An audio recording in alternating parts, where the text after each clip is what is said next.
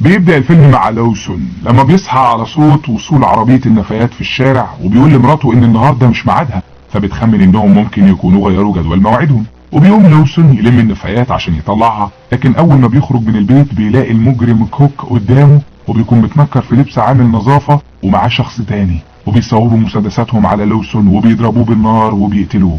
وتاني يوم بيروح كوك لمعرض العربيات بتاع الضابط فورستال، وبيمثل كوك قدامه ان في عربية عجباه وبيستأذنه انه يركبها عشان يجربها. وقتها بيحاول فورستال انه يقنعه بمميزات العربية عشان يخليه يشتريها، لكن فجأة كوك بيخبطه بالعربية وبيكسر بيه ازاز المعرض، فبيموت فورستال وبيهرب كوك من المكان.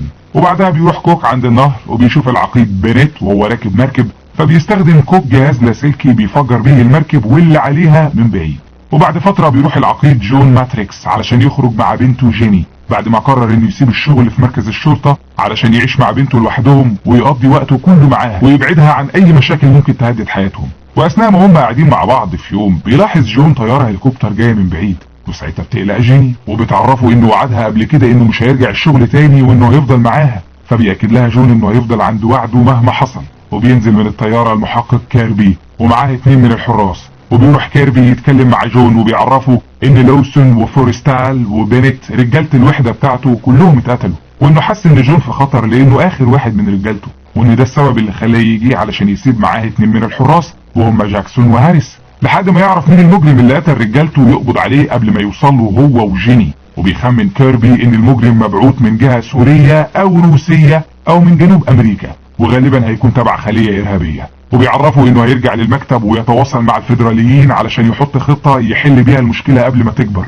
ولما بيمشي كيربي بيروح جون يطمن بنته جيني انه هيفضل جنبها لانها كانت خايفة. وفجأة جون بيلاحظ مجرمين بأسلحة حوالين المكان وبيضربوا عليهم نار، فبياخد جيني وبيدخل البيت قبل ما حد يأذيها، وبيقع جاكسون على الارض لانه اتصاب برصاصة من المجرمين. وقتها بيطلب جون من جيني انها تطلع على اوضتها وتستخبى في حتة محدش يلاقيها فيها، وفعلا بتروح تستخبى تحت السرير. وساعتها بيكون جون دخل البيت من الناحية التانية وبتقع قدامه جثة هاريس، لكن فجأة بيلاقي واحد من المجرمين قاعد قدامه على الكرسي، وبيتكلم المجرم مع جون وبيعرفه انهم اخدوا بنته وانها تبقى في امان معاهم طول ما هو بينفذ اللي هم عاوزينه، وبيوعدوا انه اول ما يخلص اللي هيطلبوه منه هيرجعوها له من غير ما تتأذي. لكن جون بيصوب عليه المسدس وبيقتله، وبيخرج من البيت بسرعة عشان يلحق المجرمين قبل ما يبعدوا بجيني، وبيروح يركب العربية. وبعد ما بيمشي بيكتشف ان المجرمين شايلين الفرامل منها، وبسبب اللي حصل بيعمل جون حادثة بالعربية، لكن بيقدر انه ينط من العربية قبل ما تنفجر. وساعتها بيهجم عليه المجرمين وبيمسكوه علشان ما يهربش. وقتها بيظهر بينيت اللي كان على المركب اللي فجرها كوك، وبيتفاجئ جون انه لسه عايش. وبيتكلم بينيت مع جون وبيعرفه ان حادثة موته المزيفة كانت خطة علشان يقدر يوصل له عن طريق كيربي، لانه كان متأكد ان كيربي هيروح يحذره بعد ما كل رجالته ماتت. وبيفهموا بينيت انه من يوم ما اتطرد من وحدة جون وهو مستني اللحظة اللي هينتقم منه فيها، وبيعرفوا انهم دلوقتي في ساعة الحساب.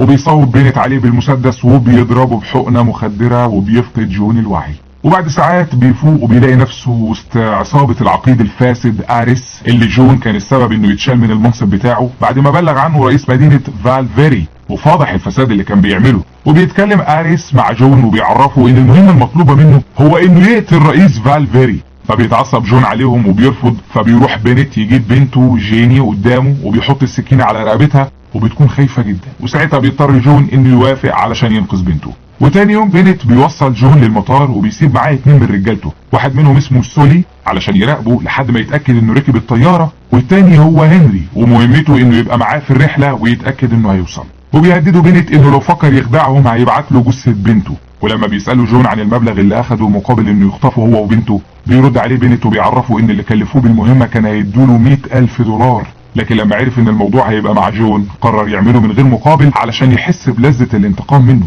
فبيأكد له جون انه راجع له وهياخد حقه، وبيقول له بينيت انه مستنيه. وبعدها بيروح جون وبيركب الطيارة مع هنري، وبيفضل سولي مستني على ارض المطار عشان يشوف الطيارة وهي بتطلع ويطمن. وفجأة جون بيضرب هنري من غير ما حد يلاحظ على الطيارة وبيموته، وبيفهم المضيفة انه نام عشان تعبان، وبيعرفها انه يروح للحمام لانه حاسس بدوخة. وساعتها بيفضل يدور على مخرج من الطيارة قبل ما تطلع في الجو، لكن بتبدأ الطيارة انها ترتفع عن الارض وهو لسه بيدور. وساعتها بيمشي سولي لما بيلاقيها بدأت تتحرك، وبيتصل باريس علشان يطمنه ان جون اتحرك في الطيارة. وفي الوقت ده بيوصل جون لفتحة تحت الطيارة وبيخرج منها وبينط في البحر، وبيعرف ان مفيش قدامه غير 10 ساعات بس علشان يقدر يوصل لجيني وينقذها قبل ما حد من العصابة يكتشف هروبه ويأذيها.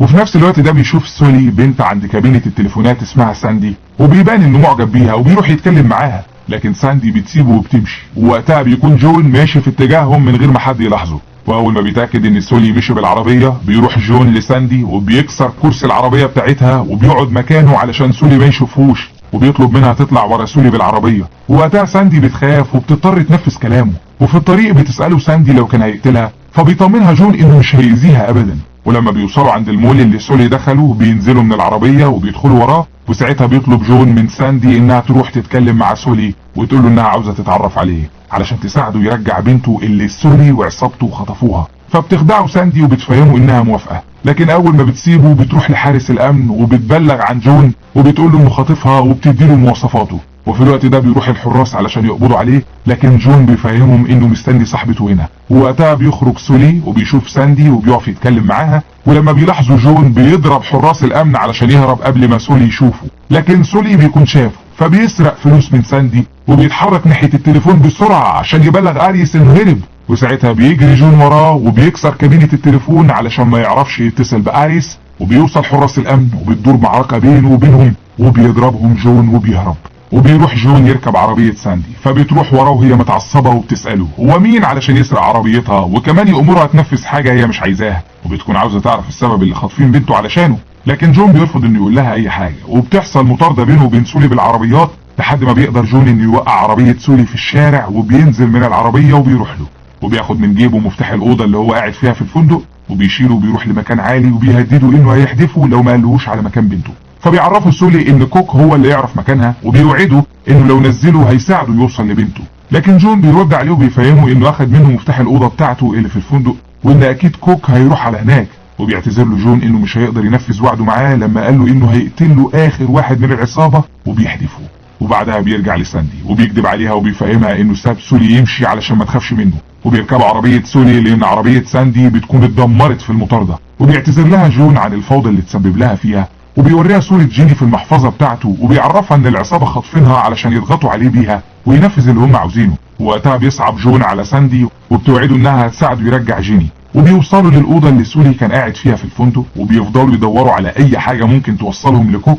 لكن فجأة بيلاقوا كوك بيخبط عليهم، فبتفتح له ساندي الباب وبتخدعه ان سولي في الحمام وبتفهمه انها تبع خدمة الفندق. ووقتها بيكون جون ورا الباب وبيهجم على كوك اول ما بيدخل، وبيدور قتال عنيف بينهم، وبسبب اللي حصل بتدخل حديدة في جسم كوك وبيموت في ساعتها. وبيفتش جون في جيبه على اي حاجة تعرفه مكان بنته، وبعدها بياخد ساندي وبينزلوا يدوروا في عربيته لحد ما بتلاقي ساندي فاتورة بنزين لواحدة من طيارات اريس. فبيعرفها جون انهم اكيد نقلوا جيني في الطيارة دي، وبياخدها وبيروحوا للمستودع عشان يعرفوا خط سير الطيارة. ولما بيوصلوا للمستودع بيطلب جون من ساندي انها تقف وتستنى اشارة منه، وبيروح يطلع على واحدة من المواسير لحد ما بيقدر يدخل المكان بهدوء من غير ما حد يلاحظه. وبيوصل جون لأوضة واحد من رجالة اريس وبيضربه لحد ما بيفقد الوعي، وساعتها بينادي لساندي وبيحاولوا يدوروا على اي خيط يعرفهم خط سير الطيارة، وبيلاقوا قدامهم خريطة عليها مكان متحدد، وبيخمنوا ان ده المكان اللي العصابة مخبية جيني فيه. وبعدها جون بياخد ساندي وبيروحوا يهجموا على مخزن سلاح كبير، وبيسرقوا عدد كبير من الأسلحة علشان تساعدهم في المهمة. لكن قبل ما يمشوا من المخزن بتوصل الشرطة للمكان وبتقبض على جون، وساعتها بتحاول ساندي انها تشتت الضباط عن جون علشان يقدر يهرب، لكن بتفشل. فبتقرر انها تستخدم مسدس الصواريخ وبتصوبه عليهم وبتضرب بيه، لكن بتطلع كانت ماسكاه بالعكس وبتفجر مخزن الأسلحة اللي وراها كله. فبتعكس المسدس وبتضرب على الشرطة وبتموتهم. ووقتها جون بياخد ساندي وبيهربوا، وبيكون قدامه 5 ساعات بس علشان يقدر يوصل لجيني قبل ما اريس وعصابته يقتلوها. وبعد 3 ساعات اريس بيسأل بنت لو كان واثق ان جون هينفذ المهمة اللي طلبوها منه من غير ما يعمل لهم مشاكل، فبيعرفوا بنت ان طول ما جيني معاهم فجون مجبر ينفذ كل اللي بيطلبوه منه مهما كان، وبيأكدوا انهم كده كده هيدخلوا في قتال مع جون لما يرجع سواء كانت جيني عايشة او ميتة، وده لان جون مش هيعدي اللي عملوه معاه وهيصمم ياخد حقه ويرد كرامته.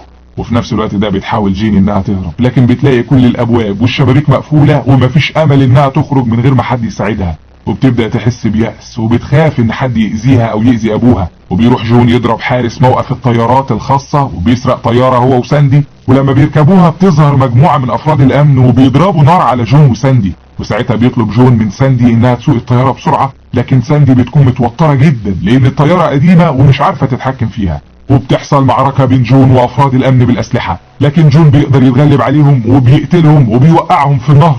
وساعتها ساندي بتقدر تسوق الطيارة وبيتحركوا بيها للمكان اللي اريس خاطف جيني فيه. وبعدها بيقرر جون وساندي انهم يتصلوا بخفر السواحل علشان يبلغوا كيربي وبيجي ينقذهم هم وجيني، لكن خفر السواحل بيرد عليهم بيعرفوهم انهم بيطيروا دلوقتي في منطقة خطر، وانهم لو ما وقفوش الطيارة من نفسهم هيبعتوا قوة علشان تنزلهم، ومش بيقدر جون انه يوصل لكيربي من خلالهم.